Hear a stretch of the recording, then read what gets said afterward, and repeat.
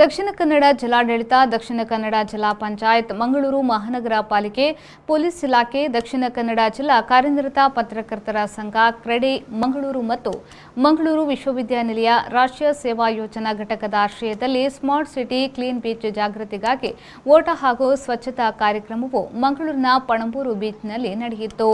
ದಕ್ಷಿಣ ಕನ್ನಡ ಜಿಲ್ಲಾ ಕಾರ್ಯನಿರತ ಪತ್ರಕರ್ತರ ಸಂಘದ ಅಧ್ಯಕ್ಷ ಶ್ರೀನಿವಾಸ್ ನಾಯ್ಕಿಂದಾಚೆ ಅಧ್ಯಕ್ಷತೆ ವಹಿಸಿದ್ರು.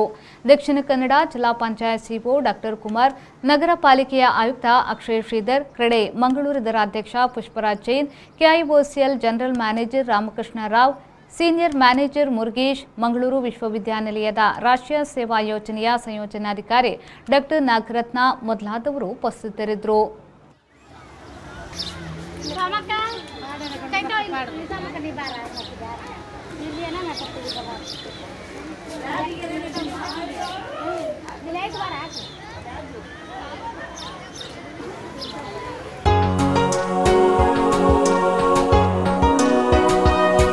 ಸುಮಾರು 22 ವರ್ಷಗಳಿಂದ ಕರಾವಳಿ ಭಾಗದ ಜನರ ಮನೆ ಮಾತಾಗಿರುವ ಎಂಪಿ ಸಿಲ್ಕ್ಸ್ನಲ್ಲಿ ಬೃಹತ್ ವಸ್ತ್ರಮೇಳ.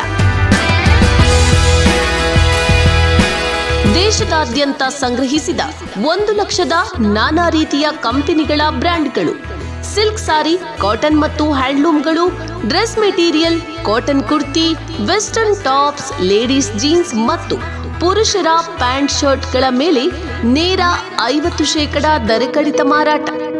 ಕೂಡಲೇ ಭೇಟಿ ನೀಡಿ ಎಂಪಿ ಸಿಲ್ಕ್ಸ್, ಟೌನ್ ಹಾಲ್ ಹತ್ತಿರ, ಹಂಪನಕಟ್ಟ, ಮಂಗಳೂರು.